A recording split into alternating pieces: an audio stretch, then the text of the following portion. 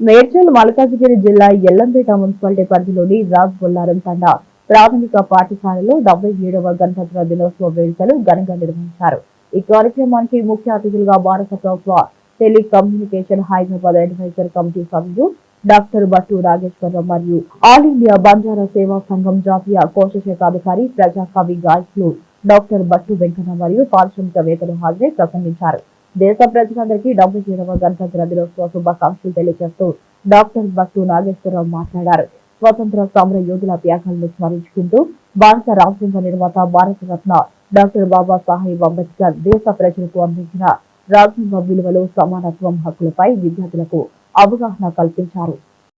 Building సరిపోలేదు, next water కూడా సరిపోయేంత రాలేదు స్కూల్ కి. ఎప్పుడు పడితే అప్పుడు ఇబ్బంది అవుతూ ఉన్నది వాటర్కి. ఇప్పటికీ వాటర్ ఇబ్బంది ఉన్నది. మమ్మల్ని ఎంపీ ఈటల రాజేందర్ సార్ వరకు పట్టు నాగేశ్వరరావు సారే తీసుకెళ్లారు. దానికి ధన్యవాదాలు సార్. సారు కూడా ఎంపీ ల్యాడ్స్ నుంచి మనకి శాంక్షన్ చేయడం జరిగింది. 4 శాంక్షన్ చేశారు. అది ప్రెజెంట్ ఎలక్షన్లను ఆగినాయి. ఎలక్షన్లు అయిపోయిన తర్వాత ప్రాసెస్ కంటిన్యూ అవుతుంది. స్కూల్ కోసం, పిల్లల కోసం ఇంతగా సార్ చాలా టైం కేటాయించారు. ఉదయాన్నే రమ్మంటే ఉదయాన్నే వచ్చేసారు సారు. సారే టైమింగ్ చెప్పారు. ఉదయం 7 అంటే 7 o'clock కి సార్ దగ్గర ఉండేవాళ్ళు. Thank you sir. Bharat Mata కి జై, భారత్ మాతా కి జై, వందే మాతరం, వందే మాతరం. అందరికీ నమస్కారం. ఈరోజు మనం ఇంత స్వేచ్ఛ, స్వాతంత్ర వాతావరణాన్ని జరుపుకుంటున్నామంటే ఈ భూమి మీద మన భారతీయులు మహానుభావులు ఎందరో త్యాగాలు చేసి ఈ నేలలో కలిసిపోయి ఇంత స్వేచ్ఛ వాతావరణాన్ని మనకు కల్పించినటువంటి 77వ గణతంత్ర దినోత్సవాన్ని జరుపుకుంటున్నాం. ఈ సభాముఖంగా ఇక్కడికి విచ్చేసినటువంటి వివిధ మేనేజింగ్ డైరెక్టర్లకు మరియు ఇక్కడకు విచ్చేసినటువంటి గ్రామ పెద్దలందరికీ, అదేవిధంగా ఆల్ ఇండియా బంజారా సేవా సంఘ్ జాతీయ కోశాధికారి భట్టు వెంకన్న గారికి, ఈ కార్యక్రమాన్ని ఇంత చక్కగా మనకు ప్రతి ఒక్కరికి అవగాహన కల్పించే కార్యక్రమం గెట్ టుగెదర్ గా ఇక్కడికి మనందరికి ఒక దగ్గర కలిసే అవకాశాన్ని కల్పించిన తిరుపతి రావు గారికి మరియు పిల్లలందరికీ పేరు పేరున రిపబ్లిక్ డే శుభాకాంక్షలు తెలియజేసుకుంటూ, మిత్రులారా, భారతదేశంలో సిరి సంపదలు ఉన్న మన భారతదేశాన్ని ఒక వ్యాపారవేత్తగా వచ్చి మన సంపదలను దోచుకొని పోయి మనల్ని చిత్రహింసలు చేస్తూ మన యొక్క ఆర్థిక వనరులను వారు దోచుకుంటూ మనకు బానిస సంఖ్యలు వేసి భారతీయులు చిన్న చూపు చూసినటువంటి విధానంలో ఆనాటి మహానీయులు మహాత్మా గాంధీ గారు కావచ్చు, వల్లభాయ్ పటేల్ కావచ్చు, అట్లా మహానీయులు ఎందరో త్యాగ ఫలితంగా మనకు ఈ స్వేచ్ఛ స్వాతంత్రం వచ్చింది. అయితే 1947 ఆగస్టు 15న మనకు భారతదేశానికి స్వాతంత్రం వచ్చినప్పటికీ మనం స్వాతంత్రం వచ్చిన తర్వాత కూడా ఏ విధంగా పరిపాలించాలి, స్వాతంత్రం అయితే వచ్చింది కానీ ఏ ఆర్టికల్స్ ప్రకారం మనం పరిపాలన సాగించాలనే అయోమయంలో ఉన్నప్పుడు వివిధ ప్రపంచ రాష్ట్రాల ఆర్టికల్స్ ను ఒక అధ్యయనం చేసి దాదాపుగా 300 మహానీయులు ఒక కమిటీని ఏర్పాటు చేసి ఆ కమిటీకి డాక్టర్ బాబాసాహెబ్ అంబేద్కర్ గారు చైర్మన్ గా వ్యవహరిస్తూ ఆ కమిటీని ఆర్టికల్స్ ను మనకు 1950 జనవరి 26న స్వేచ్ఛ స్వాతంత్రం అంటే మనల్ని మనం పరిపాలించుకునే స్వేచ్ఛ వాతావరణం కలిసిన రోజు కాబట్టి ఈరోజు మనం ఈ రిపబ్లిక్ డేను ఘనంగా జరుపుకోవాల్సిన అవసరం ఉంది. అయితే 1947 ఆగస్టులో మనకు స్వాతంత్రం వచ్చినప్పుడు మన దేశ ప్రధాన మంత్రి ఎవరైతే ఉంటారో వారు జెండాను ఆవిష్కరణ చేస్తారు. ఈ 26 జనవరికి మన రాష్ట్రపతి గారు వారు జెండాను ఎగరవేసి ఆవిష్కరణ గౌరవ వందనం పొందుతారు. కాబట్టి మహనీయుల ఆశయాలను మనం తూచా తప్పకుండా పాటిస్తూ వారి ఆశయ సాధనకై మనమందరం కలిసికట్టుగా ముందుకు సాగాలని ఈ సభాముఖంగా తెలియజేసుకుంటూ, పిల్లలు ఇంత చక్కటి వాతావరణంలో ప్రధానోపాధ్యాయుల వారి తపన చూస్తుంటే ఈ రోజుల్లో ఒక గవర్నమెంట్ ఉపాధ్యాయుడు నాకు జీతం వస్తుందా లేదా, నేనేదో డ్యూటీ చేసుకొని వెళ్ళినానా లేదా అని ఆలోచించే రోజుల్లో మన ప్రధానోపాధ్యాయులు తిరుపతి గారు వారు పిల్లల పట్ల చూపిస్తున్న ప్రేమ ఆదరణ అసలు నా హృదయాలని కదిలించింది. ఉదయం 6 గంటలకు లేచి గ్రామ యువకులను గ్రామ పెద్దలను ఒక కలిసికట్టుగా పార్టీలకు అతీతంగా కాకుండా అందరినీ కలుపుకొని ఉదయం 6 గంటలకు నాకు ఫోన్ చేయడం జరిగింది. నేను మన గౌరవ పార్లమెంట్ సభ్యులు ఈటల రాజేందర్ గారి అన్నగారి టైంను తీసుకొని వారికి కల్పించి వారికి ఒక భరోసా కల్పించాము. అతి త్వరలో ఈ యొక్క ఎలక్షన్ కోడ్ నడుస్తుంది కాబట్టి కొంచెం జాప్యం జరుగుతుంది. తప్పకుండా నేను దగ్గర ఉండి ఈ రాజబోలారం ప్రాథమిక పాఠశాలలో బోరు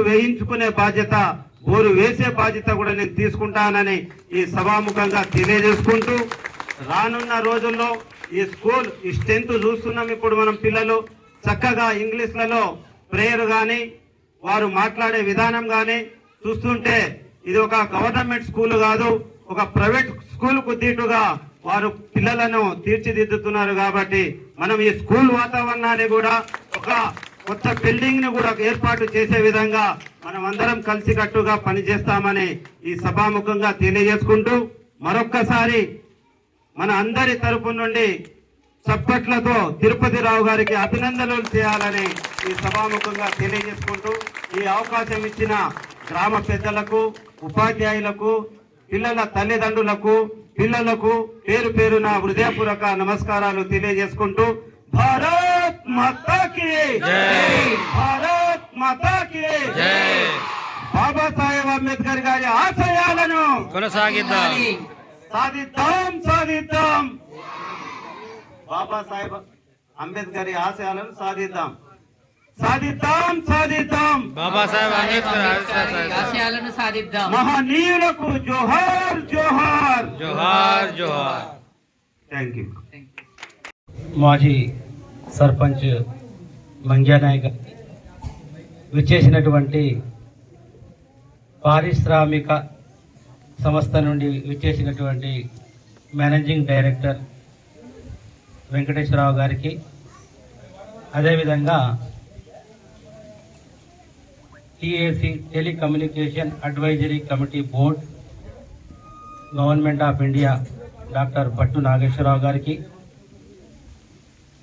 విచ్చేసిన మా మిత్రులు, నాకు ఇక్కడ అందరూ కూడా తెలిసిన వాళ్ళే, సక్రామ్ నాయక్ గారు, రాజు నాయక్ గారు, చందర్ నాయక్ గారు, మా అభిలాష్ గారు, మా మిత్రులందరూ కూడా మనమందరం కూడా ఒక తండవాసులం. ముఖ్యంగా ఇలా ఈ గిరిజన ప్రాంతాలలో ఇలాంటి ఒక వాతావరణాన్ని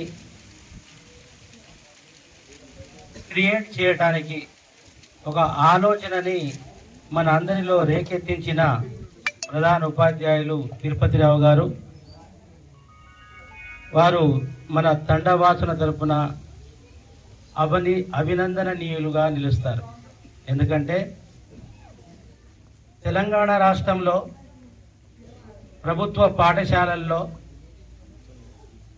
మన బిడ్డలు ఈనాటికి చేరుకోవలసినటువంటి స్థాయిని చేరుకోలేకపోతా ఉన్నారు. అంటే కారణం ఏంది? ప్రైవేటు విద్యా సంస్థలు పెరిగిపోయి వాళ్ళు ఇచ్చే సిబిఎస్ఈ కావచ్చు, ఐసిఐసి కావచ్చు, ఇలాంటి సిలబస్లో మన బిడ్డలు పార్టిసిపేట్ చేస్తున్నప్పుడు ఆ రేంజ్కి ఎదగలేకపోతున్నారు. అలా ఎదిగించడానికి కొందరో వేలలో కొందరో ఇలాంటి ఉపాధ్యాయులు ఈ సమాజానికి అవసరం. ఇలాంటి ఉపాధ్యాయులు ఈ సమాజంలో అరుదుగా ఉంటారు. నేను చదువుకున్నానా, నాకు ఉద్యోగం వచ్చిందా, నాకు జీతం వచ్చిందా, నేను ఇంటికి వెళ్ళిపోయినానా అనే ఆలోచన చేసే ఉపాధ్యాయులు చాలా మంది ఉంటే 90% ఉంటే లేదు. ఈ గిరిజన ప్రాంతాల్లో ఈ బిడ్డలకు కూడా ఇంగ్లీష్ రావాలా, ఈ గిరిజన ప్రాంతంలో ఈ బిడ్డలు కూడా ప్రైవేట్ వాళ్ళతోని దీటుగా ముందుకు నడవాలా అనే ఒక గొప్ప కాన్సెప్ట్ తోని పనిచేస్తున్నటువంటి ఉపాధ్యాయులు వీరు లాంటి వాళ్ళు చాలా తక్కువ ఉంటారని నేను నమ్ముతా ఉన్నా. పెద్దలు అన్నారు, మన డైరెక్టర్ గారు అయితే ఏంది, మరి వారికి తిరుపతిరావు గారికి ఇదంతా అవసరం లేదు. ఉద్యోగం చేసుకొని ఇంటికి వెళ్ళిపోవచ్చు. అక్కడ మన పారిశ్రామికవేత్తల దగ్గర పోయి, అయ్యా మా బిడ్డలకు స్పోర్ట్స్ డ్రెస్ లేదు, వాళ్ళకి ఇవ్వండి అని చెప్పే అవసరం లేకున్నా కూడా వారే ఇది నా పనిగా భావించి వారు పోయి రిక్వెస్ట్ చేసుకొని ఆ స్పోర్ట్స్ డ్రెస్సులు మిగతా పిల్లలకు కావాల్సినటువంటి ఒక పరికరాలను వాళ్ళు సమకూర్చుతున్నారంటే వారికి ఉన్నటువంటి ఒక అకుంఠిత దీక్ష దీంట్లో మనకు కనబడుతుంది. మిత్రులారా, మన మిత్రులు పక్కన చెప్తా ఉన్నారు, మన సార్ ఒక మాట చెప్తున్నారు, రూట్ లెవెల్లో నుండి మనం దీన్ని తీసుకొస్తే కనుక ఈ బిడ్డలు బాగుపడతారనే విషయాన్ని, దాన్ని తూచా తప్పకుండా మనం పాటించాలనే విషయాన్ని వారు గుర్తు చేసారు. ఈ సందర్భంగా నేను ఒక విషయాన్ని మీకు గుర్తు చేయదలుచుకున్నా. మన తెలంగాణ రాష్ట్రంలో, తెలంగాణ ఆంధ్రప్రదేశ్ ఉమ్మడి రాష్ట్రాలలో జాగీరిదారులు, జమీందారులు బిడ్డలు చదువుకునే స్కూల్లో ఈ గిరిజన బిడ్డలకు, ఈ హరిజన బిడ్డలకు ఉమ్మడి ఆంధ్రప్రదేశ్ ఉన్నప్పుడు 66 సీట్లు ఇచ్చేది తెలంగాణ రాష్ట్ర ప్రభుత్వం హైదరాబాద్ పబ్లిక్ స్కూల్లో. అలా ఈ తెలంగాణ రాష్ట్రం విడిపోయిన తర్వాత ఈ తెలంగాణలో గిరిజన బిడ్డలకు 66 సీట్ల నుంచి 20 సీట్లకే పరిమితం చేసింది ఈనాటి గవర్నమెంట్. అది మన కేసీఆర్ గవర్నమెంట్ కావచ్చు, ఇది మన కాంగ్రెస్ ప్రభుత్వం కావచ్చు. అదే సీట్లను కంటిన్యూ చేస్తూ ఉంటే చేస్తూ వాళ్ళు ఏం చేశారంటే, ఇక్కడ గిరిజన బిడ్డలకు, హరిజన బిడ్డలకు హాస్టల్ వసతి లేకుండా సీట్లు ఇస్తున్నట్టే ఇచ్చి, అక్కడ హాస్టల్ వసతి లేకపోతే 33 జిల్లాల నుంచి వచ్చే పిల్లలందరూ కూడా ఎక్కడ ఉండాలో అగమ్య గోచరమైన పరిస్థితుల్లో ఆ సీట్లను, విలువైన సీట్లను వాళ్ళు వదిలిపెట్టి వెళ్ళిపోతుంటే, ఆ సీట్లకు 5-5 లక్షలకు బేరం పెట్టి అమ్మేస్తుంటే ఇది కరెక్ట్ కాదు, దీన్ని మార్చాలా అని ఆ రోజు ఇలాగే తిరుపతిరావు గారు మీ అందరికి కూర్చోబెట్టి ఎలాగైతే మీకు వినిపిస్తున్నారో అలాగా 274 మంది పేరెంట్స్ ని పిలిపించి ఆ రోజు నేను, మా సోదరుడు నాగేశ్వరరావు, ఆల్ ఇండియా బంజారా సేవా సంఘ్ జాతీయ అధ్యక్షులు అమర్ సింగ్ తిలావత్ గారు అందరూ ఈ పేరెంట్స్ ని కూర్చోబెట్టి మాట్లాడడం జరిగింది. అయినా సరే మన పేరెంట్స్ ముందుకు రాలే. ఎందుకని? నేను ముందు వచ్చి మాట్లాడితే నా బిడ్డల్ని తీసేస్తారేమో, నా బిడ్డల్ని తీసేస్తే 4 లక్షల రూపాయల సీటు పోతుందేమో అని వీళ్ళు ఎవరు కూడా ముందుకు రాలేదు. ఆ రోజుల్లో నేను ముందుకు వెళ్ళి కేసీఆర్ గారికి, ఈనాడు రేవంత్ రెడ్డి గారికి, వారికి ఎన్నో వినతులు చేసినా ఎవరు పట్టించుకోలేదు ఆ రోజుల్లో. అప్పుడు 2024లో నేను 7 ఐఏఎస్ ఆఫీసర్లను పార్టీ చేసి హైకోర్టులో కేసేసి ఆ 7 ఐఏఎస్ ఆఫీసర్లను హైకోర్టులో నిలబెట్టి వాళ్ళు ఏమనుకున్నారు, ఇది ఎస్టీ కేసు, మరి వాళ్ళు ఓడిపోతే మాకు రాళ్లతోనే కొడతారని చెప్పేసి వాళ్ళు ఏం చేశారంటే ఒక్క ఆఫీసర్కి 15 మంది సెక్యూరిటీని వాళ్ళు తీసుకొచ్చి హైకోర్టు మొత్తం 100 మంది నిండిపోయారు ఆ రోజు. అయినా సరే భయపడకుండా ఈ జాతి క్షేమం గురించి, ఈ జాతి బిడ్డల చదువుల గురించి ఏమైనా పర్వాలేదని ముందు నిలబడి 7 ఐఏఎస్ ఆఫీసర్లను ఓడించి అక్కడ 2 హాస్టల్ కట్టించినాం. ఇవాళ పిల్లలు చదువుకుంటా ఉన్నారు. మిత్రులారా, నాకు అనిపించింది, ఒక మిత్రుడు చెప్తా ఉన్నాడు, మనం చెప్పడమే కాదు, స్పీచ్ ఇవ్వడమే కాదు, దాని ఆచరణలో పెట్టాలా, ఆచరించే పద్ధతిలో వ్యవహరించాలా అని ఏదైతే మిత్రుడు చెప్తా ఉన్నాడో సోదరుడు, అందుకు నాకు అది గుర్తొచ్చి నేను చెప్పిన. అందుగురించే నేనేమంటా, ఇలాంటి బిడ్డలు చదువుకోవాలని ఆ హైకోర్టులో కూర్చొని గెలిచినప్పుడు ఒక పాట రాసిన. నేను ఏమని రాసిన? అరే చదవాలిరా ఓ బిడ్డలారా, మీరెదగాలిరా మా కూనలారా, మీరు నడిపే ఈ పెన్నే రేపటి రాజ్యాన్ని మార్చ. చదవాలిరా ఓ బిడ్డలారా, మీరెదగాలిరా మా కూనలారా. రాజ్యాంగమునే రాసిన అంబేద్కరునిలాగా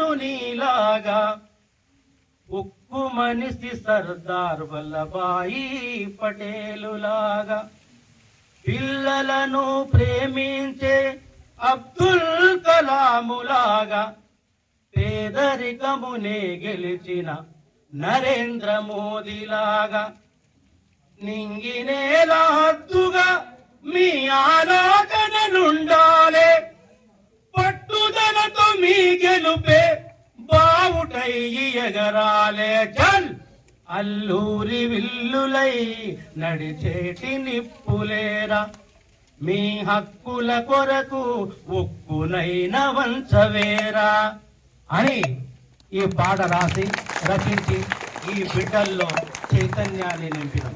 ఈ బిడ్డలు చదువుకోవాలా, ఈ దేశాన్ని ఈ రాజ్యాన్ని పరిపాలించాలా. ఈ బిడ్డలు డాక్టర్లు కావాలా, ఈ బిడ్డలు ఐఏఎస్ ఆఫీసర్లు కావాలా, ఈ బిడ్డలు ఉన్నత స్థితిలో ఉండి రాజకీయ నాయకుల్లా ఎదగాల.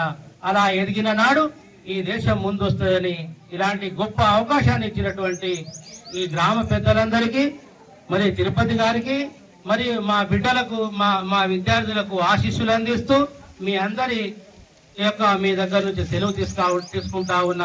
జై హింద్, జై Bharat. Thank you. Thank you sir, ధన్యవాదాలు సార్.